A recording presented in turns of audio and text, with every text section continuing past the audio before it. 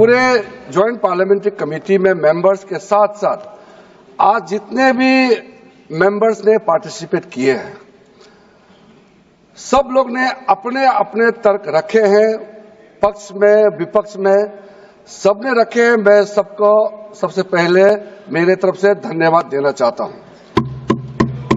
मैंने गौर से सुना है और जैसे हमने शुरुआत में बिल प्रस्तुत करते समय अनुरोध किया था कि हम भरपूर चर्चा किया जाए इस सदन में और हम सबका सुनेंगे और जवाब भी हम देंगे। मेरे ख्याल से कई मुद्दे ऐसे आया जिसका जो इस बिल का पक्ष में बोलने वालों ने बहुत अच्छे तरीके से जवाब भी दिया है। इसलिए कई ऐसे पॉइंट्स हैं जिसको मैं दोहराना नहीं चाहता हूं, क्योंकि अब देर रात ये चर्चा चल रही है।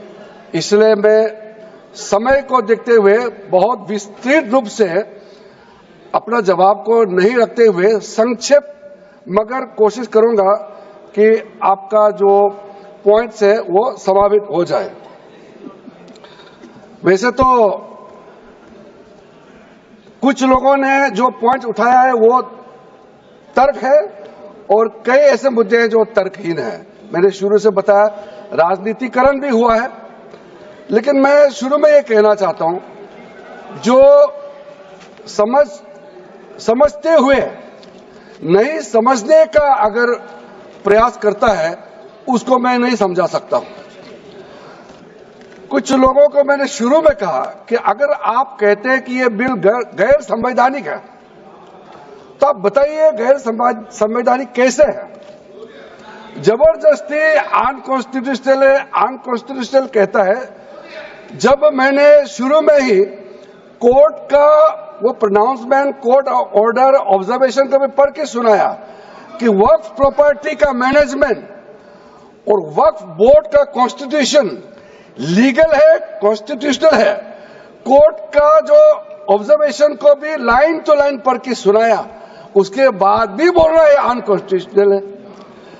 1954 में आजादी के बाद ये बिल लाए हैं, फिर भी बोलता है ये अनकॉन्स्टिट्यूशनल है। अगर अनकॉन्स्टिट्यूशनल था तो फिर किसी कोर्ट ने क्यों स्ट्राइक डाउन नहीं किया।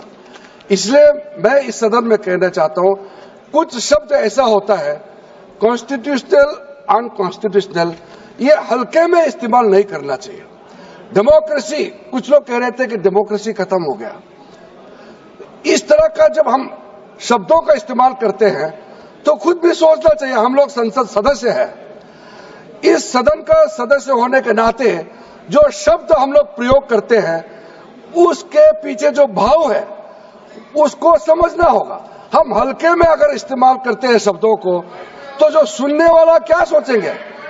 इसलिए अब देखो, ये अपना बात करके फिर जब समझाता है वो समझने वाला तो है नहीं, इसलिए मैंने उम्मीद भी छोड़ दिया ये समझेंगे। माननीय मंत्री जी, यहाँ सब विद्वान सदस्य हैं। आज मैं सर आपको शुरू से कहा कि सबको अपना बोलने का हक है, अधिकार है, लेकिन हल्के पलके में यहाँ टोका टोकी नहीं होना चाहिए। अगर आपका पॉइंट ऑफ ऑर्डर है तो पॉइंट ऑफ ऑर्डर का संख्या बताइए, आप उसका यहाँ सदन में बात रखिए।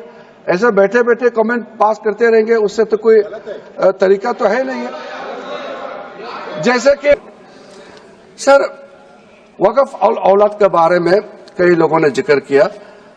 हमारा ओवैसी साहब बहुत विद्वान है, उन्होंने कई मुद्दे उठाए हैं।